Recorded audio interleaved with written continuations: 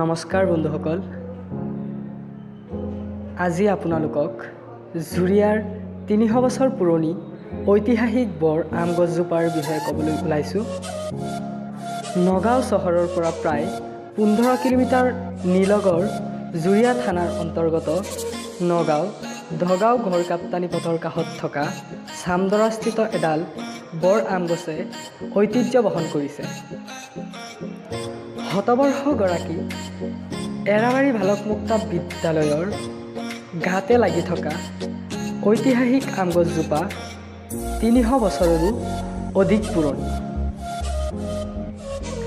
অঞ্চলটোত বসবাস কৰা ৬০-৭০ বছৰ উৰ্ধৰ বয়োজ্যেষ্ঠ লোকসকলে এই গছজোপা দেখিলেই অতীতৰ বহু স্মৃতি ৰোমাঞ্চিত হৈ পৰে।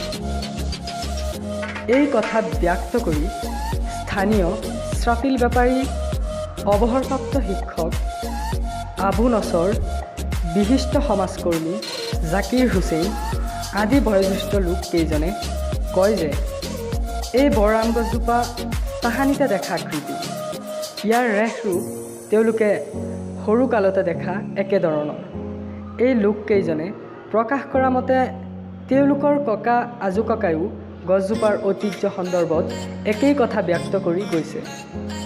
৩০-৪০ বছৰ পূৰ্বে এই গছজোপা ধৰা আম খাবলৈ মিঠা আছিল যদিও সম্প্ৰতি ইয়াৰ অলপ ব্যতিক্ৰম হৈছে।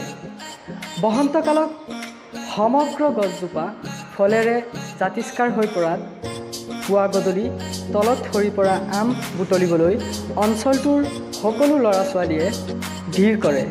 গছজোপাৰ পাতে বিভিন্ন বেমাৰ নিৰাময় কৰে বুলি একাংশ লোকে ক'ব খোজে। মন কৰিবলগীয়া যে স্থানীয় বিশিষ্ট সমাজকৰ্মী তথা প্ৰকৃতি কৰ্মী ইক্ৰামুল মজিদৰ বিশেষ প্ৰচেষ্টাত ১৯৬৮ চনত ডেৰাডুনস্থিত ভাৰতীয় বন গৱেষণা প্ৰতিষ্ঠান চমুকৈ IFRI গছডালৰ কিছু তথ্য সংগ্ৰহ কৰি তেতিয়াই ইয়াৰ বয়স ৩০০ বছৰ বুলি প্ৰকাশ কৰিছিল। ধন্যবাদ।